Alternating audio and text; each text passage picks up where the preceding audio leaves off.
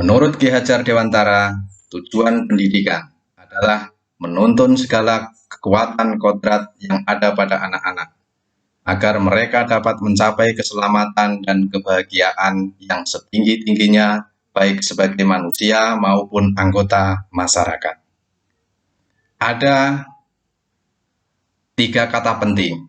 Yang pertama yaitu menuntun, yang kedua adalah kodrat, dan yang ketiga adalah keselamatan dan kebahagiaan. Istilah menuntun artinya bahwa pendidik itu hanya dapat menuntun tumbuh dan hidupnya kekuatan kodrat yang ada pada anak-anak, agar dapat memperbaiki lakunya bukan dasarnya hidup, dan tumbuhnya kekuatan kodrat pada anak. Dalam proses menuntun, anak diberi kebebasan, namun pendidik sebagai pamong dalam memberi tuntunan dan arahan agar anak tidak kehilangan arah dan membahayakan dirinya. Seorang pamong dapat memberikan tuntunan agar anak dapat menemukan kemerdekaannya dalam belajar. Sesuai dengan semboyan Ki Hajar Dewantara. Ing ngarsa sung tulodo, ing madya mangun karso, tutwuri handayani. Artinya, ing ngarsa sung tulodo, seorang guru di depan adalah sebagai contoh atau panutan. Seorang guru harus bisa menjadi teladan bagi anak didiknya.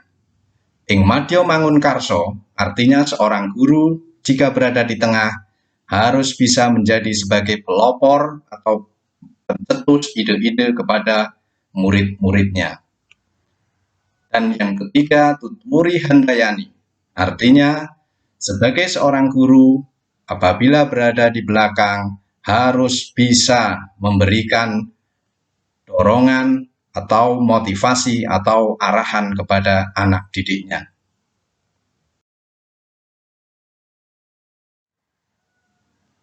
Yang kedua adalah kodrat. Kodrat meliputi ada kodrat alam dan kodrat zaman.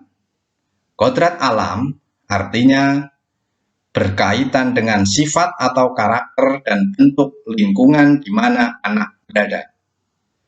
Anak yang berada di pantai tentu akan berbeda dengan anak yang berada di lingkungan pegunungan. Anak terlahir sudah memiliki sifat dan karakter masing-masing. Jadi, anak ke sekolah tidak dalam keadaan selembar kertas putih, tapi sudah ada warna walaupun masih samar-samar. Yang kedua adalah kodrat zaman. Kodrat zaman ini berkaitan dengan isi dan drama. Artinya bahwa seorang anak membutuhkan pengetahuan atau pendidikan sesuai dengan kebutuhan zaman yang dialaminya. Seperti zaman sekarang, zaman era teknologi, maka dalam memberikan pendidikan atau pengajaran harus disesuaikan dengan anak.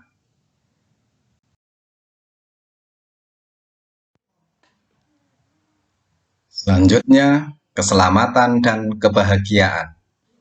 Pendidikan dan pengajaran merupakan usaha persiapan dan persediaan untuk segala kepentingan hidup manusia, baik dalam hidup bermasyarakat maupun hidup berbudaya dalam arti yang seluas-luasnya. Pendidikan menciptakan ruang bagi murid untuk bertumbuh secara utuh agar mampu memuliakan dirinya dan orang lain, merdeka batin, dan menjadi mandiri, merdeka lahir.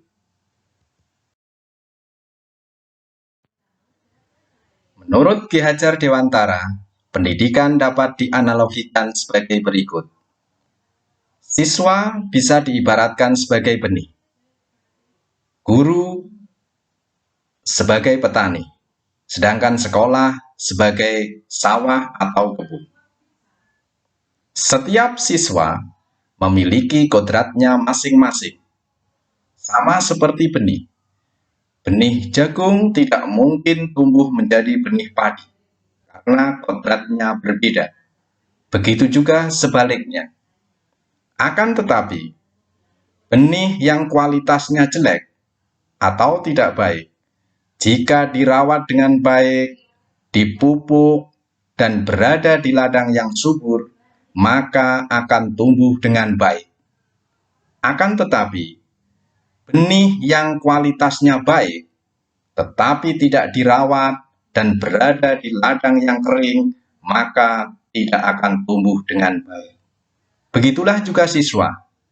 Siswa akan tumbuh menjadi baik jika dirawat atau dididik oleh seorang guru yang memperhatikan sesuai dengan kodratnya. Maka dalam melakukan pendidikan, seorang guru harus memperhatikan potensi atau kodrat dari peserta didik.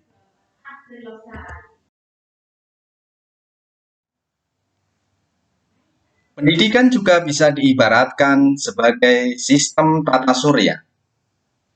Kita tahu, matahari sebagai pusat tata surya bertindak sebagai pengendali agar planet-planet tetap berada dalam lintasannya masing-masing. Matahari bisa diibaratkan sebagai guru. Guru adalah menuntun, sedangkan siswa adalah planet. Setiap planet memiliki orbit atau garis edar masing-masing. Begitu juga dengan siswa, memiliki kodrat masing-masing, memiliki sifat masing-masing. Tidak mungkin bumi sama dengan Mars atau Venus, baik kecepatan maupun juga sistem yang ada. Mungkin sama dengan siswa, ada yang memiliki kecepatan dalam menangkap pembelajaran dengan baik. Ada juga siswa yang memiliki kelambatan dalam menangkap pembelajaran. Maka sebagai seorang guru harus memperhatikan kodrat siswanya masing-masing. Setiap kekurangan pasti ada kelebihan.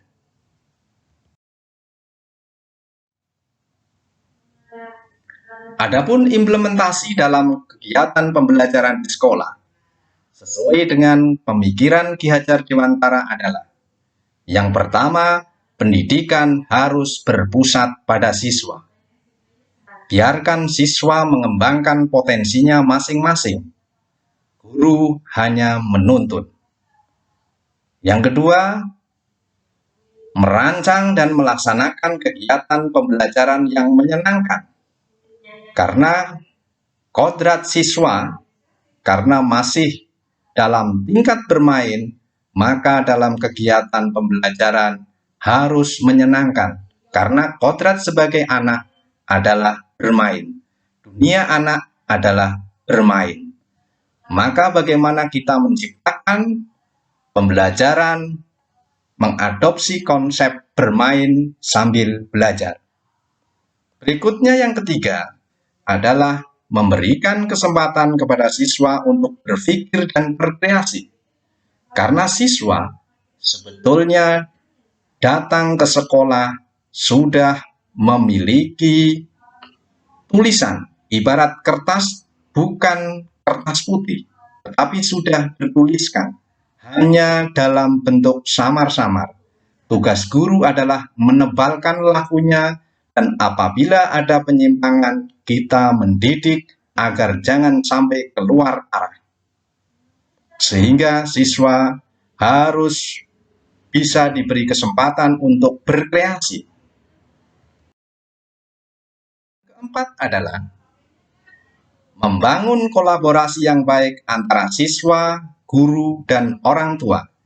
Karena berhasil atau tidaknya pendidikan anak adalah dari kolaborasi guru dan orang tua. Apa yang diinginkan oleh siswa harus diketahui oleh guru dan orang tua sehingga pembelajaran bisa berjalan dengan baik. Yang kelima, pembelajaran berdiferensiasi. Pendidik harus memperhatikan minat, bakat, dan gaya belajar siswa yang berbeda-beda. Setiap siswa memiliki gaya belajar yang berbeda-beda. Maka guru harus memperhatikan itu. Ada siswa yang minat dalam bidang olahraga, ada siswa yang minat dalam bidang seni, dan sebagainya. Demikian pemaparan dari saya. Sekian dan terima kasih. Assalamualaikum warahmatullahi wabarakatuh.